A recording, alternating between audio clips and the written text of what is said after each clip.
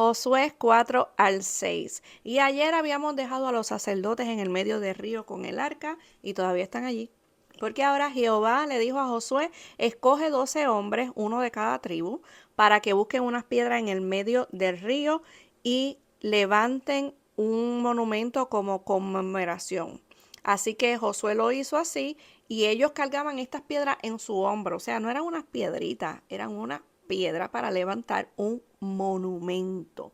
Y esto iba a quedar allí para memoria de lo que ocurrió, que cuando el arca del Señor tocaron el agua, esa agua se detuvo y se levantó como muro. Y pasaron en tierra seca. Y también Josué levantó en el medio del río, también levantó piedras, las apiló allí donde se encontraba el arca del pacto. Así que esos sacerdotes y el arca no se movió hasta que todo esto se llevó a cabo. Y dice que luego de esto, hasta que el último sacerdote puso el pie en tierra firme, el río no volvió a la normalidad. Esto solamente lo hace el poder de Dios. Ahora ya están al otro lado del río y uno diría, bueno, vamos a la pelea, vamos a la lucha, ya estamos aquí. Pues no. Allí hubo una pausa. Allí se volvieron todos a concentrarse en Dios. Se volvió a restablecer la ceremonia. Se volvió a poner en práctica lo del pacto que se hizo. Porque todos los que salieron de Egipto habían sido circuncidados, pero los que nacieron en el desierto no habían sido circuncidados. Así que el Señor le ordena a Josué que tome una piedra, la afile bien y circuncide a todos esos hombres. Y esto también nos habla de tomar unas pausas, porque a veces cuando el Señor nos da una tarea salimos corriendo y seguimos trabaja, y no nos tomamos el tiempo de decir, mira, gracias Señor porque me has traído hasta este punto, ¿verdad? En el caso de ellos que habían acabado de cruzar el río. Gracias Señor por la nueva encomienda. Ahora, ¿cómo procedo? Porque la instrucción es conquistar, pero ¿cuál es la estrategia? ¿Cómo procedo? Siempre traigo a colación la historia de Abraham. El Señor le dijo, entrégame a tu único hijo. Él salió en obediencia rápidamente. Al otro día ya él salió a obedecer lo que el Señor le dijo, pero nunca perdió el contacto con Dios y dejar de estar atento a su voz. Porque si nosotros salimos con la primera instrucción que el Señor nos da, vamos a cometer errores. Abraham salió determinado a obedecer al Señor por encima de sus sentimientos. Era el hijo de su promesa. Y ahora el Señor se lo estaba pidiendo, pero era una prueba de ver dónde estaba su corazón. El Señor realmente no se complace en esos tipos de sacrificios, sino en nuestra obediencia. Así que aunque el Señor nos dijo, te entregué esta tierra, vas a conquistar, debemos de tomarnos esta pausa, de estar atentos también a su voz y a sus instrucciones, porque no es que él cambie de opinión, simplemente nos está llevando a ver en dónde está nuestro corazón, hasta dónde vamos a obedecerle. Así que el capítulo 5 se comienza diciendo que los reyes amorreos y los cananeos habían escuchado cómo el Señor había secado el río y ellos tenían mucho miedo. Pero por otro lado estaban restableciendo la ceremonia del pacto, en donde el Señor pues le dice, mira, vas a circuncidar a todas estas personas porque ellos nacieron en el desierto y no habían sido circuncidados. Y el Señor le dice a Josué, hoy quito la vergüenza de la esclavitud de ustedes y la voy a hacer rodar. Así que aquel lugar se llamó Gilgal, que Gilgal significa literalmente círculo o rodar. Y cuando hablamos de temporadas en nuestra vida, yo no sé si ustedes saben, pero nosotros tenemos, así como las estaciones del año, tenemos temporadas en nuestra vida. Y cada temporada tiene un nombre. Y cuando a mí me enseñaron a identificar esas temporadas, lo que me ayudan es, primero, a pasar más rápido el tiempo de invierno, el tiempo difícil, y a identificar si estoy en un Gilgal, en un lugar que estoy dando círculo, que estoy afanada, pero no estoy llegando a ningún lado. Identificar estas etapas y estas estaciones en nuestra vida nos van a ayudar a avanzar, a detenernos para poder meditar en lo que está ocurriendo y salir de esos lugares que estamos muy ocupados, pero trabajando en círculos sin llegar a ningún lado. Gilgal no es un lugar para quedarse. Así que ellos acamparon allí, celebraron la Pascua como se había establecido y una vez más dice que comenzaron a comer de la tierra.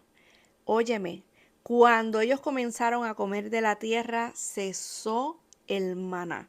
Y dice la palabra que no se vio más.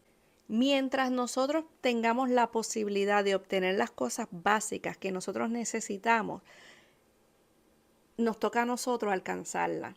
Cuando no podemos alcanzarlo, no tenemos la posibilidad, no tenemos los recursos, Dios obra milagrosamente. Pero mientras lo puedes hacer tú, te toca a ti. Dice la palabra que desde ese momento los israelitas comieron de las cosechas de Canaán. Y se menciona también el encuentro de Josué con el príncipe del ejército de Jehová, quien le dijo: quítate las sandalias porque el lugar donde está santo es. Aunque Josué era un gran líder militar, él estaba ante el comandante del ejército del Señor. Josué está pronto a recibir las estrategias militares para conquistar la ciudad que tenía de frente. Y estas instrucciones son tan importantes que no fueron delegadas, sino que los entregó de una manera directa.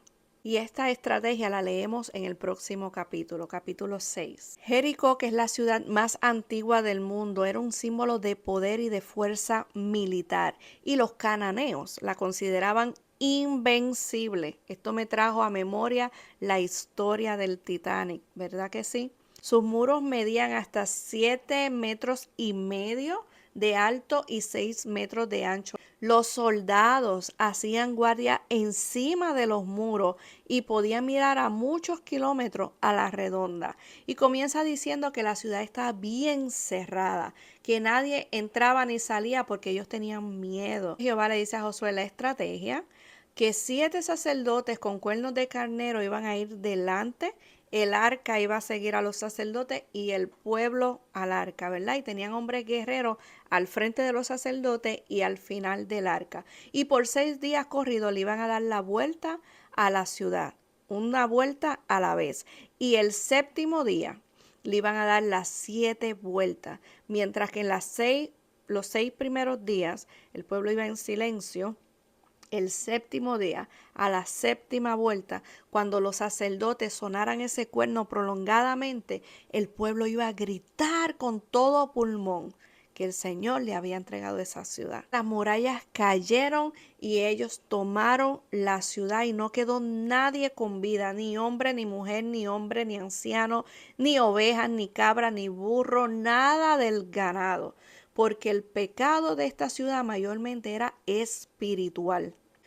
Todo era abominación a Jehová, excepto, ¿verdad? La única que se salvó fue aquella mujer que escondió a los espías. Rahab y su familia fueron agraciados porque ella hizo un pacto con estos espías, lo que nos indica, ¿verdad? Porque dice la palabra que desde ese día ella vivió con los israelitas, nos indica que ella aceptó servirle al Dios del pueblo de Israel, porque si no, ella no hubiese podido vivir con ellos. Y cierra el capítulo Josué anunciando o pronunciando una maldición contra todo aquel que quiera levantar nuevamente esa ciudad. Muchos piensan que este castigo de destruir a toda una ciudad es algo exagerado. Pero nosotros tenemos que entender de una vez y por todas que el pecado no tiene ninguna parte ante la santidad del Señor y que todos tenemos la oportunidad de seguirle a Él o desobedecerle. Todos los hijos de desobediencia, dice la palabra, que son hijos del diablo. Y ese ya ha sido sentenciada eternamente. Todos los que sigan sus pasos le van a acompañar en el lugar que fue creado para él. No es que Dios sea severo, pero es que la gran mayoría de las personas prefieren los placeres temporeros, no piensan en la eternidad porque no es algo que tomen con seriedad en estos momentos. Cuando miramos la evidencia de la creación, no hay duda de que existe un Dios. Él nos creó con un propósito y en este corto tiempo de vida tenemos la oportunidad de decidir si queremos reunirnos nuevamente con Él o no. No es que Dios sea severo, pero la paga del pecado es muerte. Busquemos cada día acercarnos más a Él, a buscar más la obediencia, la santidad, la pureza. El precio, renunciar a tus deseos, renunciar a tu voluntad y obedecerle, vivir una vida en el Espíritu. ¿Y cómo yo vivo una vida en el Espíritu? Bueno, ya todo está escrito, la palabra me da la dirección, la guía de lo que yo necesito hacer cada día de mi vida. Cada decisión, cada vez que tengas que tomar una decisión, es una oportunidad para escoger obedecer o desobedecer. Y hasta aquí el resumen de hoy. Somos locos por Jesús.